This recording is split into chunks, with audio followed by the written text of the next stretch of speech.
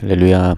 사랑하는 힐스필드 성도 여러분, 오늘도 말씀 안에서 그 말씀이 주는 힘과 은혜를 누리며 자유함을 누리며 살아가시는 모든 성도님들 되시기를 주님의 이름으로 축복합니다. 2024년 4월 9일 화요일입니다. 오늘 묵상 본문은 신명기 24장 10절에서 22절까지의 말씀입니다.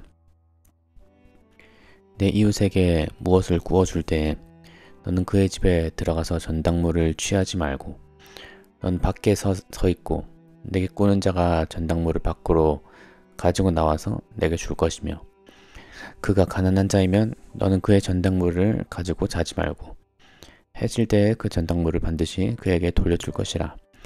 그리하면 그가 옷을 입고 자며 너를 위하여 축복하리니 그 일이 내 하나님 여호와 앞에서 내 공의로움이 되리라. 곤궁하고 비난한 품꾼은 너희 형제든지 내 땅 성문 안에 우거하는 객이든지 그를 학대하지 말며 그 품삯을 당일에 주고 해진 후까지 미루지 말라. 이는 그가 가난함으로 그 품삯을 간절히 바람이라. 그가 너를 여호와께 호소하지 않게 하라. 그렇지 않으면 그것이 내게 죄가 될 것임이라.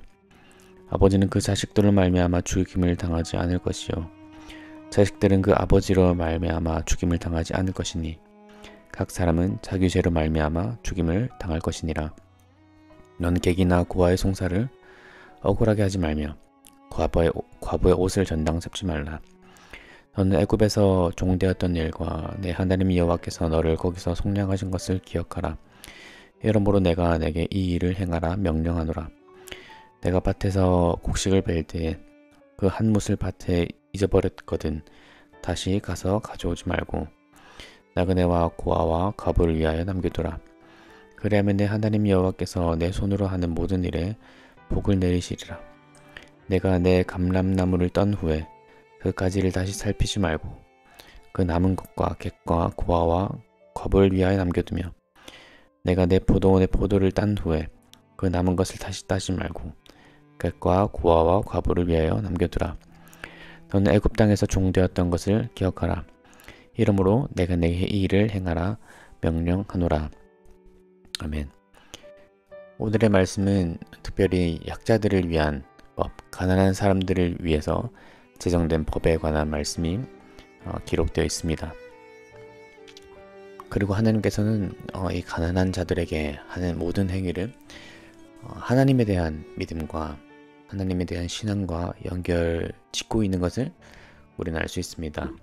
먼저 10절과 11절의 말씀을 살펴보면 내 이웃에게 무엇을 구워줄 때 너는 그의 집에 들어가서 전당물을 취하지 말고 너는 밖에 서 있고 내게 꾸는 자가 전당물을 밖으로 가지고 나와서 내게 줄 것이며 라고 말합니다.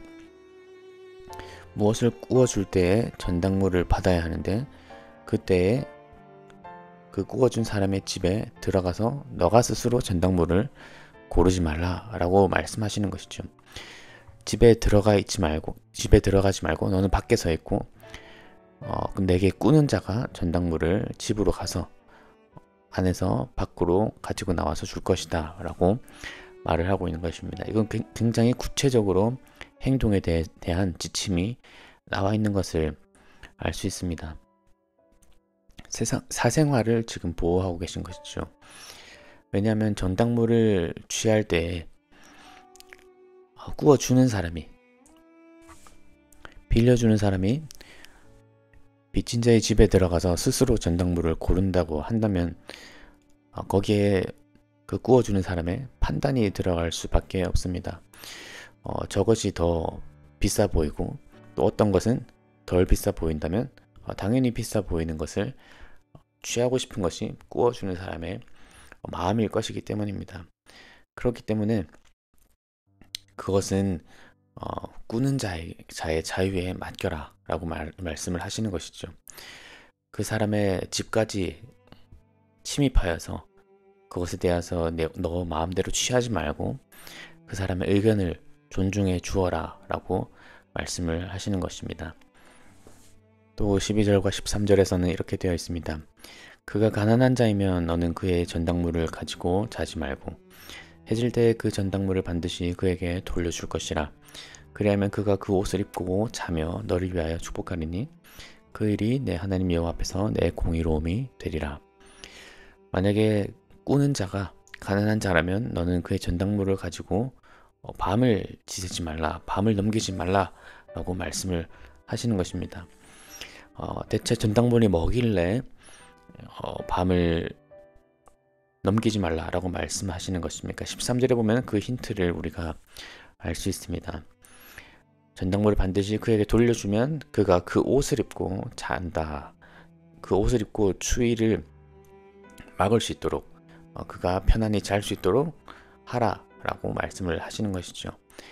당시 이 시대에 겉옷은 단순히 겉에 걸치고 있을 뿐만 아니라 밤에 덮고 자는 이불이 되기도 했습니다. 그리고 겉옷은 굉장히 비싼 것이었습니다.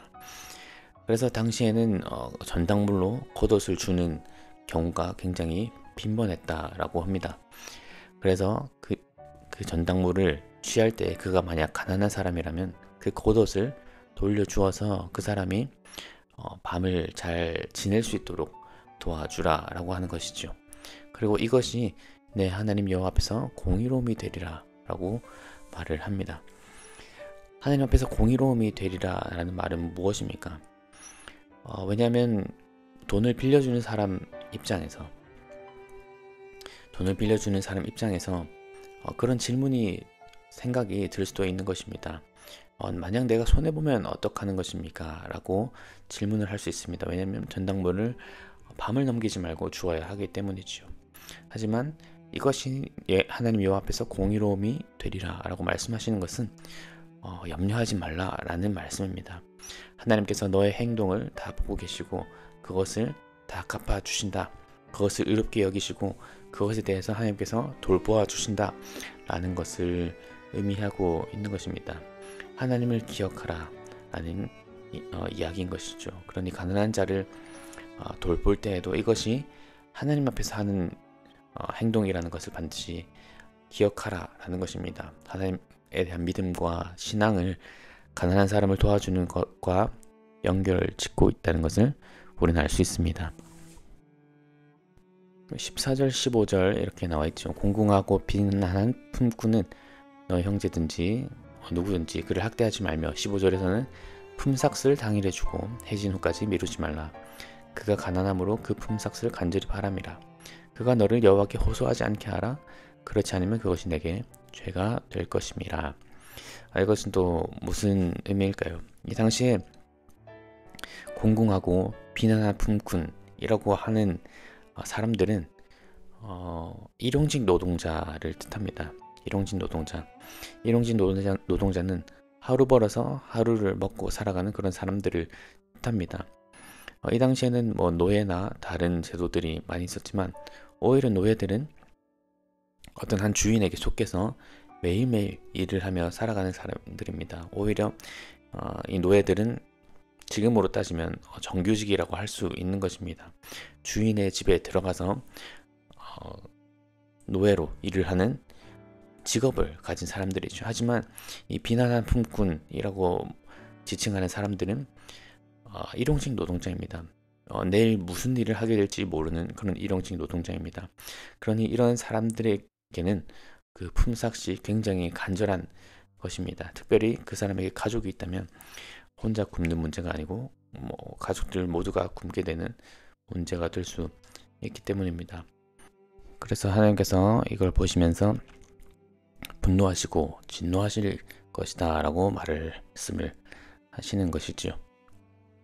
또 16절에서는 아버지는 그 자식들로 말미암아 죽임을 당하지 않고 자식들은 아버지로 말미암아 죽임을 당하지 않을 것이다. 각 사람은 자기 죄로 말미암아 죽임을 당할 것이다 라고 말씀을 하십니다. 왜냐하면 이 당시에는 흔히 말해서 연좌제라는 것이 있었기 때문입니다. 한 번쯤 들어보셨을 법한 함무라비 법전이나 이런 법전들을 참고해보면 연좌제가 있었던 것을 우리는 발견할 수 있습니다. 그래서 아버지가 행한 잘못에 대해서 적절한 처벌을 받지 못했을 경우 아들이 아버지를 대신해서 처벌을 받는 것입니다. 하지만 이런 것은 개인의 존엄성에 위배되기 때문에 그 자신의 죄로 인하여서 자신만, 그 당사자만 처벌을 받도록 하게 하는 것이죠. 그러면서 하나님께서 이 모든 일을 명하시는 이유에 대해서 18절에서 말씀하십니다. 너는 애굽에서 종되었던 일과 내 하나님 여호와께서 너를 거기서 속량하신 것을 기억하라. 이러므로 내가 내게 이 일을 행하라 명령하노라 라고 말씀을 하시는 것이죠. 그러니까 너희들도 노예였다. 하나님께서 너희를 노예였던 그 애굽 땅에서 구원하신 일을 기억하라 라고 하는 것입니다. 그것에 대해 너희들이 받은 만큼 그것을 기억하고 사랑을 기억하고 받은 만큼 돌려주라 라고 말씀을 하시는 것이죠. 그래서 하나님께서는 그 베푼 사랑을 반드시 흘려보내야 한다는 것을 말씀하고 계신 것입니다. 특별히 가난한 자 그리고 우리보다 약한 자들에게 하나님의 사랑을 베풀어야 한다라고 말씀을 하시는 것이죠. 그러니 약한 자들 그리고 믿음이 약한 자들 그리고 우리보다 물질적으로 가난한 사람들 또한 정신적으로도 연약한 사람들 모든 연약한 사람들의 그 범주에 포함시킬 수가 있는 것입니다. 그러므로 우리가 하나님의 사랑을 그리스도의 사랑을 실천해야 할 사람들은 누구인지 한번 생각해 보는 시간이 되었으면 좋겠습니다. 우리가 이해해야 하고 부모해야 하고 안아주어야 할 사람들은 누구입니까? 오히려 우리는 그들이 우리와 맞지 않다는 이유로 우리와 잘 통하지 않는다는 이유로 혹은 그들을 잘 이해할 수 없다는 이유로 나의 고집만을 주장하고 있지는 않습니까?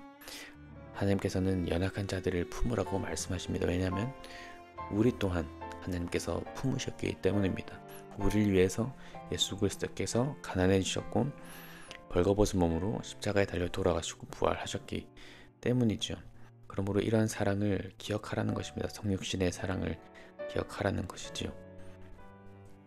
그러므로 우리는 우리의 생각에서도 굉장히 유연해질 필요가 있는 것이죠. 우리의 어떤 습관과 간섭을 쫓아 따라 살아가는 것이 아니라 우리의 고정관념 혹은 고집을 계속 유지하는 것이 아니라 약간 사람들에게 맞춰줄 수 있어야 하는 것입니다.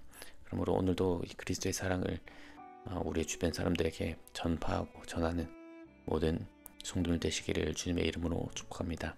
기도하겠습니다. 주님, 오늘 우리에게 또 말씀하여 주시니 감사드립니다. 주님, 세세한 행동 지침까지 포함하여서 가난한 자들을 어떻게 도와야 하는지 알려주시니 감사드립니다. 주님, 우리가 이 당시의 상황과 100% 일치하지 않는 그런 문화와 환경 속에 살아있지만 하나님의 이 말씀을 기억할 때 또 하나님의 이 사랑의 정신을 기억하기를 원합니다. 우리 가운데 품어야 할 사람은 누구인지 돌아보게 하여 주시옵소서. 그래서 우리가 우리의 생각이나 우리의 고정관념이나 고집들을 관철하는 것이 아니라 연약한 사람에게 맞추어 줄 수 있는 그런 우리가 될 수 있게 하여 주시옵소서. 그런 마음의 여유가 있게 하여 주시옵소서. 예수 그리스도께서 약한 자들을 위하여서 약하여지셨던 것처럼 사도 바울이 유대인을 얻기 위해서 유대인과 같이 되는 것처럼 우리 또한 그들처럼 낮아지는 우리가 될 수 있도록 주님 도와주시옵소서. 감사드리며 예수 그리스도의 이름으로 기도드렸습니다. 아멘.